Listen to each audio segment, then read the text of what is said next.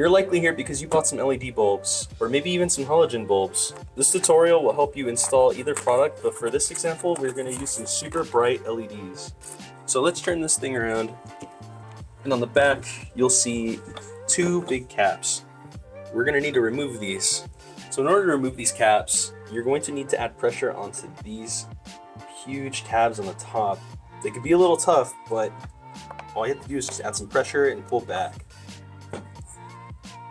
Sometimes these caps can be a little tough, so I'm going to demonstrate how you can remove this with some leverage. You can use a screwdriver and push it under this middle tab here. That'll help you remove the cap off the housing. Now that we have the covers removed, we have the sockets exposed. This might look a little intimidating, but it's honestly not that hard with some key points. If you're confused by this entire housing, I'll let you everything you need to know just to get the most out of this assembly. Like all these wires. First, we have the entire metal housings themselves, which are actually the ground. This brown wire needs to be attached in order for these to work. Now, right here we have the white wire, which is actually the positive for the high beam. This will be seated onto the bulb itself. And as you've noticed already, there's a couple more things in here, such as the second brown wire that goes into the city light, and the gray wire itself, which is for the city light itself.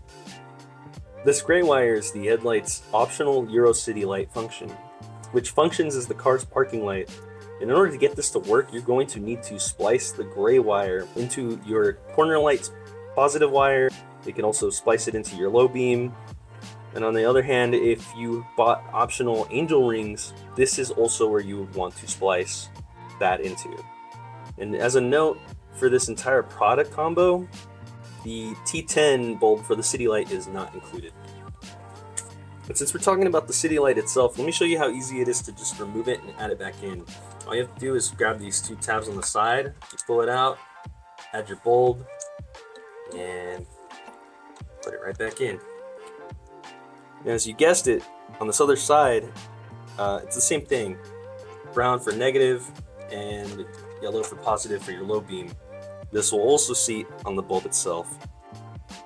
On screen, you should be seeing a diagram for the wires in case you would like to see that info somewhere.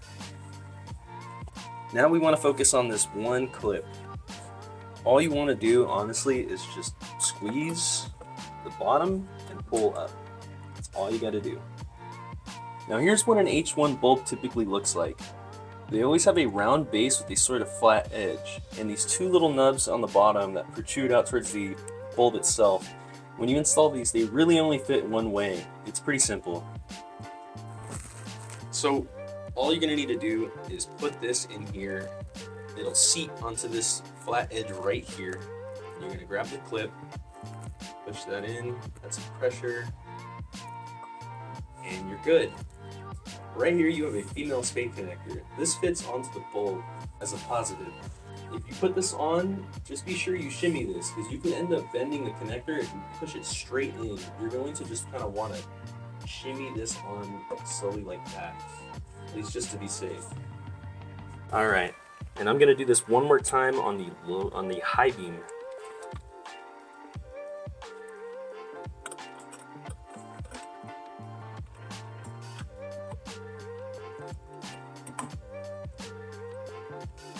Again, you're going to want to shimmy this on here, like up and down, not push it straight in. That's it. All we need to do now is add the caps back on. There are two legs on the bottom that just seat onto the holes down here, and you just push on the top, like the opposite of the removal.